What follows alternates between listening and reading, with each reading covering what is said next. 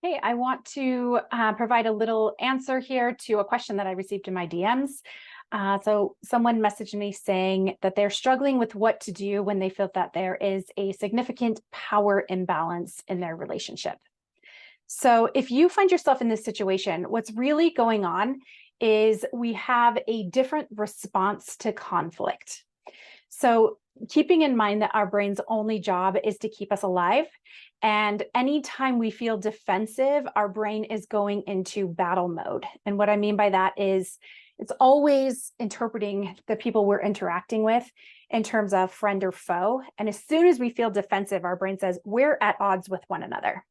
Now, what I found with working with a bunch of different people is we have different responses that really mimic that fight, flight, freeze response that we see enacted when there's a physical threat. We really see that during these times of emotional strain as well.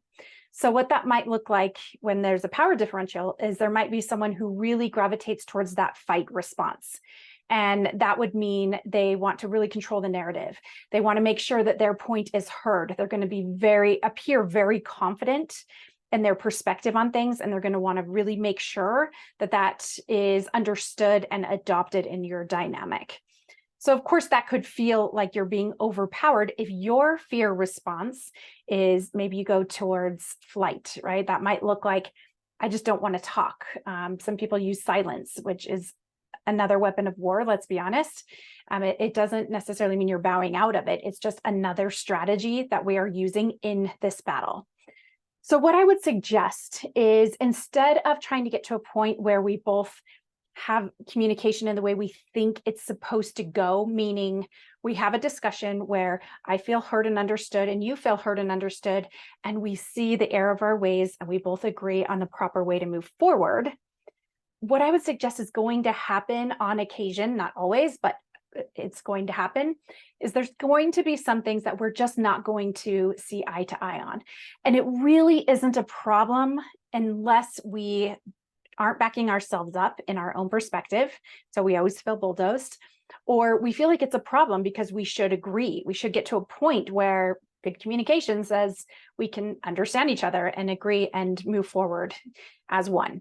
So what I would suggest instead is there's going to be times and certainly moments, even if they change the next day when emotions are a little more settled, that we're not going to agree, and that's okay. Now, here's what I suggest. If you feel like because I'm guessing in this situation, the person wasn't messaging me saying they struggle with a power imbalance because they feel like they are the one with the power. I don't think that's probably where they're coming from.